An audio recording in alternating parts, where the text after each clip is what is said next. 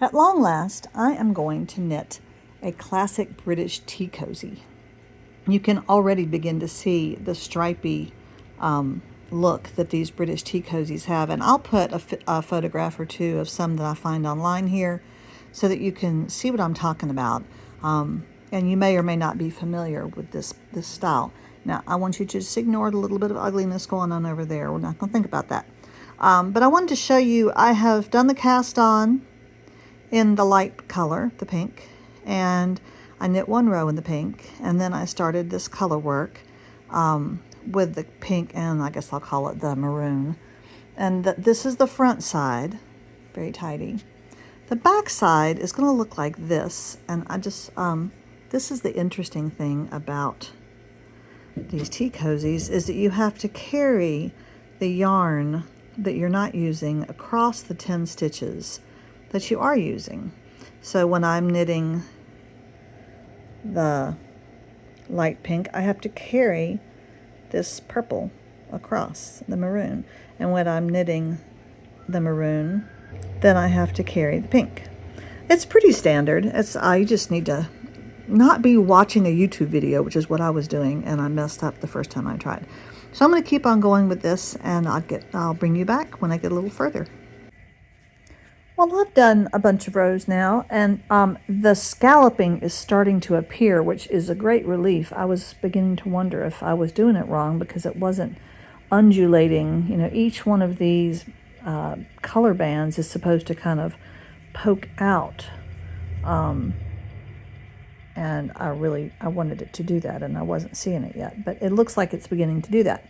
I will say the pattern that I chose, the website, by the time we got to row 3, her instructions were not entirely clear to me. I went and looked at a YouTube video, which was also not real clear, but I did feel like I was beginning to... I just wanted to see for sure if these color bands were supposed to go like that, with all the dark going up together and all the light going up together, and yes, they are, because she wasn't real clear on the instructions on that. The back goes like this. You can see all these carrying yarns going across. I really am pulling really tight every time I start, and like when I start a new color, and I'm pulling the dark across the back here to start this first stitch here. I really do keep it very taut so that it will pull, and I'm supposing that's what gives it this, you know, pulling each one of these together is what gives it this little I call it undulation, but this is rippling effect. Now, at the end of each row, I started out with 102 stitches cast on, and that's because you want multiples of 10 plus 1 extra stitch at the beginning of the row and 1 at the end. And after you get going, you know, after you get to about your 3rd row, you're supposed to slip the first stitch, and you are supposed to knit the 2 colors together on the last stitch. That's super important because you need to pull that last carried color. You need to pull it all the way to the end, and knit them together. And so that just kind of at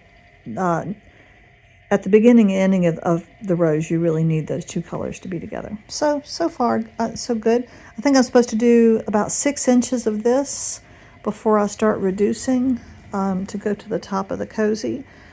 And I'll check out how I'm going to do that, see if the directions are more clear on that. And then when you stitch it up, when you're done and you cast off, then you have to sew it up one side and leave an opening for the handle. You're also supposed to leave an opening for the spout, and obviously that will be on the other side. I'm going to have to look and see how she does that. She said to leave an opening for the spout and the handle, but how can you do that? She said to do that when you're stitching it up. But how can you do that when you're stitching it up when those are on opposite sides? But see, look at the little bumpiness coming out. I'm super excited.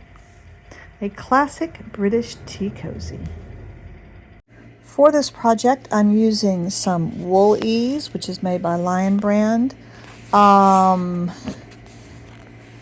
It's 20% wool, 80% acrylic. Now, the pattern, which I'll share with you, up above, and I'll put it down below in the description. It calls for one each of 2 different colors of Caron Simply Soft.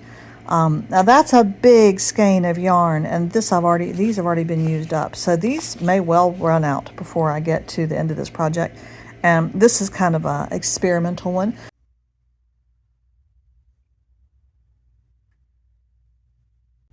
Hello, it's breakfast time. I'm having toast and a little, it's not really scrambled eggs, and it's not really an omelet. I guess it's more like an omelet. I don't like little pieces of scrambled eggs all over the plate that you're chasing down, trying to get to not fall off of your fork, which is why I eat it with a spoon. And, of course, a nice big mug of creamy coffee. Well, we're going to look more at this tea cozy today that I'm making. I apologize for that noise in the background. That's Bobo. He's having one of his days where he hacks and coughs a lot because he is an old Pomeranian. So sad. There's nothing I can do about that, and he wants to be in here with me. And so if I close the door and try to put him out, then he would just whine and bark and cough outside the door. Okay, so let's... Bobo, are you leaving? Oh. Okay, so let's look at the tea cozy, because I made a little bit of progress, and I want to take you carefully through one of those rows before we go any further. Okay, so I thought we would begin by just having a good look at this thing, okay? And I don't know how many rows I've done, but let me see. I could probably tell 1, 2, 3, 4, 5, 6, 7. I've probably done about 15 rows so far. Apologize for the air conditioner kicking on in the background. And you can really begin to see how it is doing that wavy look that you want in one of these tea cozies. Okay, so there's this front, and here's the back. This will be the inside of the cozy, which will be against the pot. It allows you to carry these 2 colors, but I think the other thing it does as far as functioning as a tea cozy is it gives you, 2 layers of wool here, and it also gives you this pocket of air in there, and I think that might be useful for maintaining heat. Now, when it is a finished cozy, it's going to be joined here. It's not going to be a very big cozy, I don't think. Of course, it's going to be, I'm working upward this way, but anyway, it'll fit on one of my pots. I don't know which one. Okay, so now I am on this end. Now, you do knit every row. There's no purling, okay, which is kind of nice. You can see this is my stitch on this end, this single stitch on this end, that at the end, I'm pretty sure she said in her pattern, at the beginning of each row, you slip that stitch off, okay?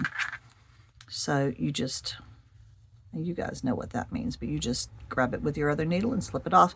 And I always pull it just a little bit to make sure it's not too loose, okay? Now, this is the front of the work. This is kind of the easy row. Obviously, I want to work my pink here, so I'm going to separate out my pink and start just doing stitches here. And there's 10 stitches per color. It's a nice fast little project. I need to make a project bag for this project, and because there's 2 skeins of wool, I think I probably couldn't fit it into one of my new project bags. Okay, so there's my 10 pink stitches. Now I'm going to drop my pink, and I'm going to pull my purple because I want it now. And when I do this first purple stitch, I'm going to really give a good strong tug to make sure that this line of purple back here, that this yarn is nice and taut, okay? Okay, so now we're moving on to the pink, and I'm dropping my purple. I'm going to pull my pink over and do the same thing. And of course, it doesn't help to keep pulling after that first stitch. The first stitch is the only one that matters. After the first one, loosen up and don't keep a lot of tension on your yarn, or you'll end up with really tight stitches. So Just pull on that first one, okay? Now, I'm not going to take you through this whole first row because that would be boring, quite boring. Okay, so I think you get the feel for that. And again, pulling this, and this is how it ends up looking underneath. Okay. I will mention about this first, let me see, let's look at this first, the beginning of it. Because there's nothing over here for it to pull against yet, this edge tends to curve in. So does the other one at the end, okay? But of course, when I join these two, then that will help that a bit to not just curve way under. Because you can see if you look on this side, it is pretty curved under. If you see that. So when I put a seam here and close up the cozy, it'll pull this back out a bit. Okay, I'm going to keep on going, and I'll bring you back when I am going back the other way and working the back of the cozy.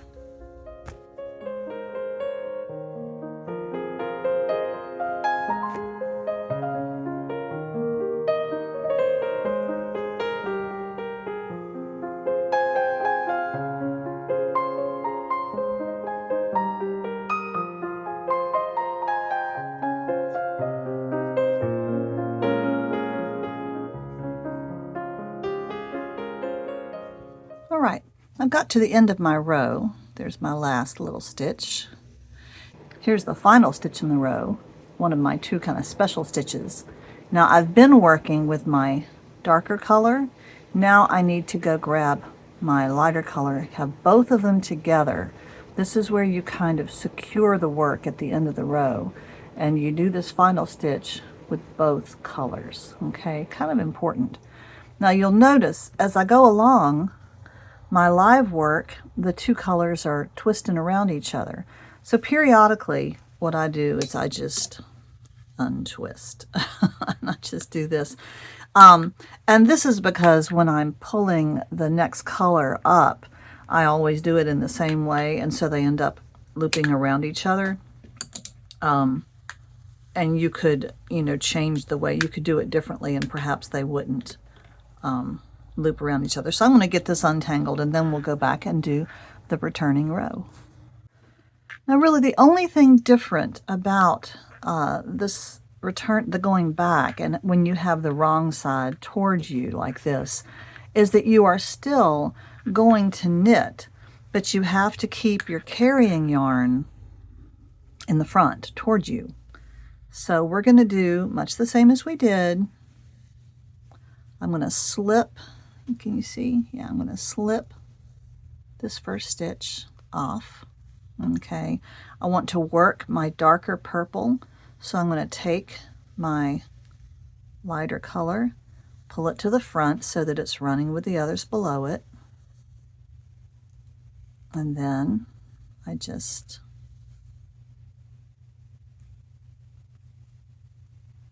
knit. There is a temptation for some reason in this project, I think because the needles are small, these are size 7 needles, there's a temptation for me to get my work too tight. I have to remind myself to pull the yarn through over my finger and not make my stitches too tight. This is not a long circular needle. It's really, you can see it's not much bigger around than my work. This is a small project, nice little handwork, easy to take with you somewhere. The only thing that's big about it is you've got 2 skeins. If you had them in balls, they would be small though. Okay, now I'm going to bring this yarn to the front, bring this yarn to the back, and continue. Making sure that when I do that first stitch, I give that a nice tug. Okay, now you see how I've crossed these. You'll come up with your own little pattern. Do you want to pull the back color forward first before you do the other backwards? You can play with it and see which one works best for you. I'm not even sure that I'm doing it consistently all the time, because this is my first British tea cozy rodeo. All right, well, I'm going to stop now because you've probably seen enough of this. And I'll bring you back when it's significantly higher and I'm ready to reduce.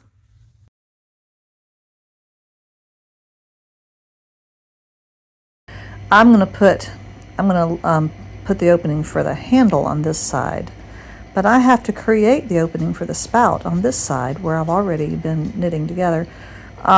So I did slip this inside of my teapot. I realized it was definitely time to start the opening.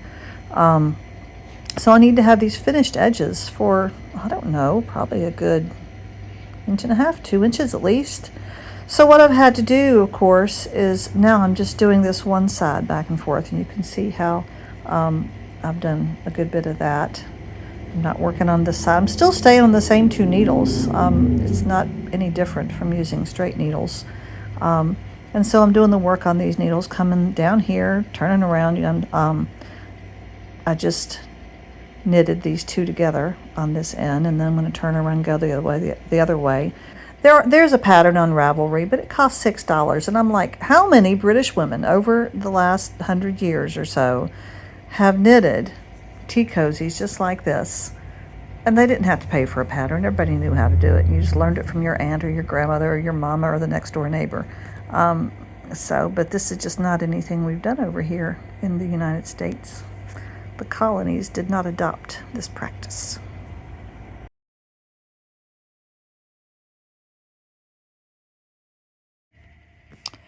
Okay, let's take a second and look at this. I have both sides of my tea cozy. I did successfully stop here after maybe 1.5 inches. I think this is almost 6 inches, just about 6 inches high at this point, which is what the pattern recommended to get to that height before you start doing your reduction. This is the bottom of the cozy, and I'm tapering up toward the top, okay? And this will be the opening for the spout. And I think probably as I am doing this reduction, I'm going to be joining these 2 back together, which will be fine. Now what I did at some point down here, just go ahead and put this side onto a stitch holder, okay? And then I went up here, and then I put these stitches on that same stitch holder to hang on to them. Then I went back over here where I stopped, and I tied on, let's turn it over. You can see the 2 ends here where I tied both colored yarns onto, I just tied it nice and secure down here somewhere, grabbed a bunch of yarn, stuck it through, and so that I could start my knitting up here to finish it to this height. So, boy, this stuff is thick. It is so thick. And you can see where this is my side seam here. And over here especially, you can really see it, how it pulls it in, which is what you want. It's going to give that curve as well. But when I bind these 2 together, hopefully that'll be almost invisible. Wouldn't that be nice? I guess you want it to pull in so that you wouldn't be able to see that. So when I do this, I'll also just join it at the bottom here, maybe for 1 inch, and then reattach it here up. But this will be for the handle of the teapot opening, and you do need a good bit of space for that. Okay, and that's what the inside looks like. Isn't it fascinating? It's just so freaky, so thick.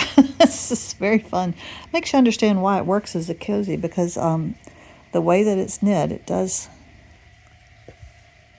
keep it nice and poofy. And I just love how it is looking. And I'll show you real quick.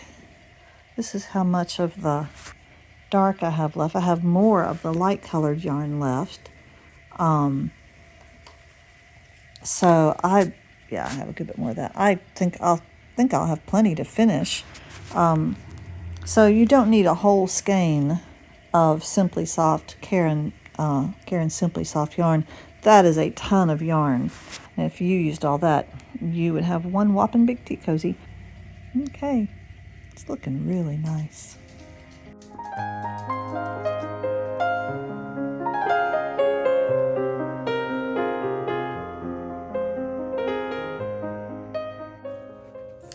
Ta-da! There it is. Now you can tell this is not a very large pot. Okay, so this is a fairly small tea cozy, fairly small pot.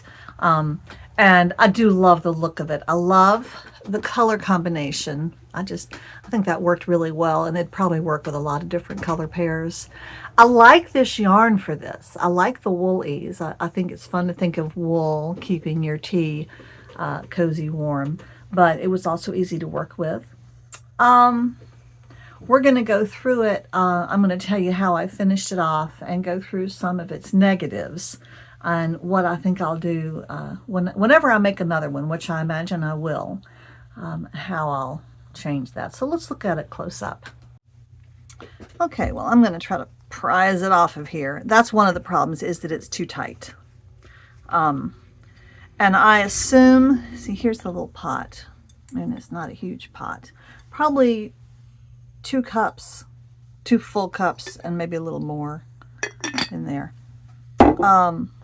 But it is too snug on the pot, and I suppose that's because I, pulled too tightly every time I was carrying the yarn across and I gave it a tug. I was just afraid if I didn't do that, that I wouldn't get this curve, which I really wanted to get. So I'll have to think about that next time I do it. Okay, so I got up to, this was the side I left open, okay? So I got up to here, okay? I kept it joined, and then remember when I stopped here and started and did one side and then the other side. And when both sides got to this point, I joined them in again. Now that's pretty tall. I think it's almost 6 inches. And then you do your reduction. And it is a pretty quick reduction to the top. This little pom-pom is not much to write home about, but it's adequate. You could put that on top, put something else on top, or leave it with nothing on top.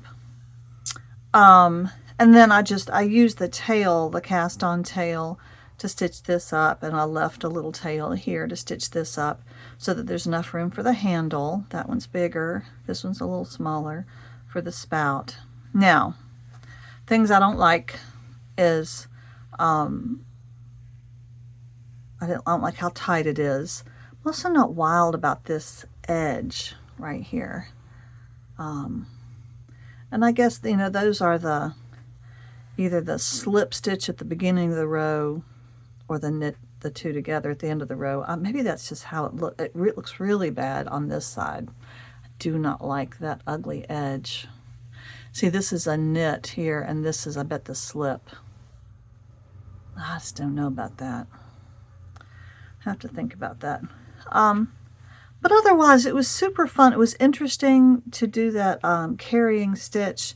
And this has got to be one of the warmest, snuggliest, thickest. If you had this in a coat, you would be warm.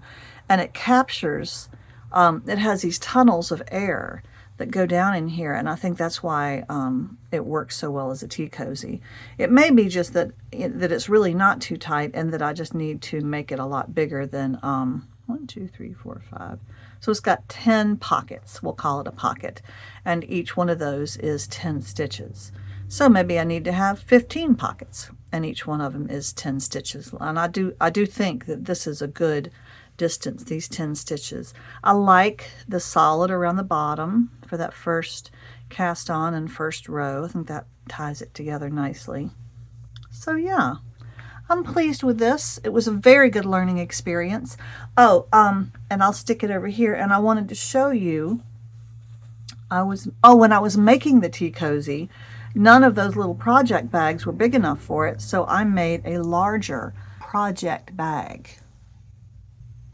This one, instead of being 10 inches wide and 10 3/4 inches tall, it's 15 wide by 15 3/4 inches tall. So it's significantly bigger.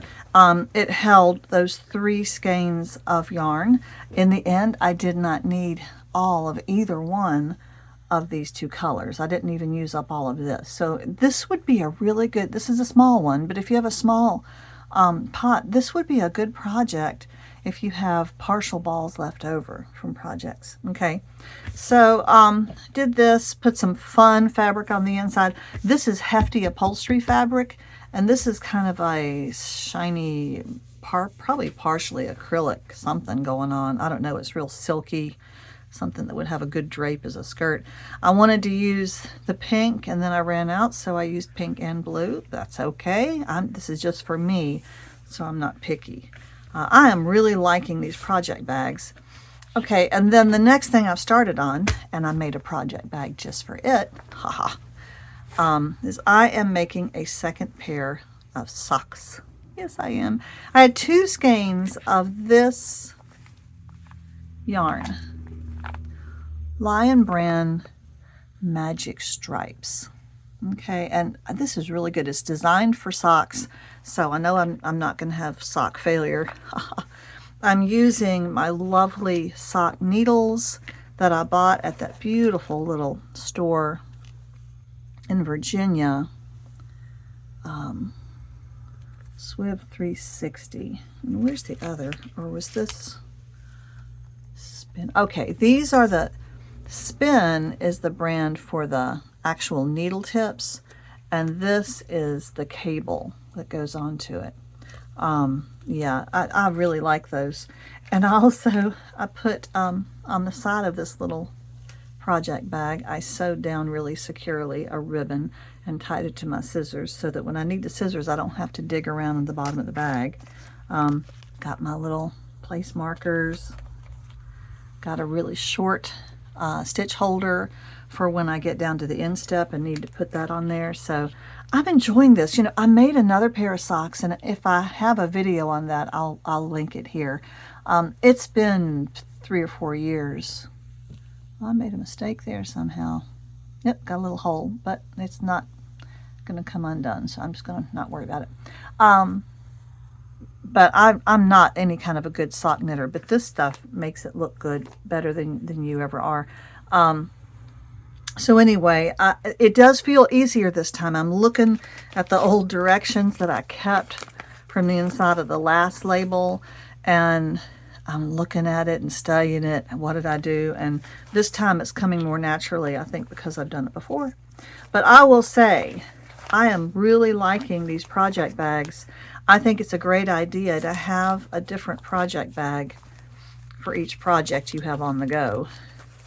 I try to finish mine up, but I don't really do that successfully, as none of us do. And I love that fabric. That fabric on the outside, and a really fun starry sky kind of fabric on the inside. These are all little, this is back to the 10 inch, 10 by 10 3/4 inch size. Isn't that nice? Just perfect. Love that bottom. All right. So that's it today for the Tea Cozy. I hope you enjoyed watching me fumble my way through that. This is not a tutorial by any stretch, although the little bit of digging I did do, I had trouble finding a good online tutorial for this, and the patterns, you know, I'm a cheapskate and didn't want to pay for them, but in the end I think it turned out okay. So give it a try. Classic British Tea Cozy.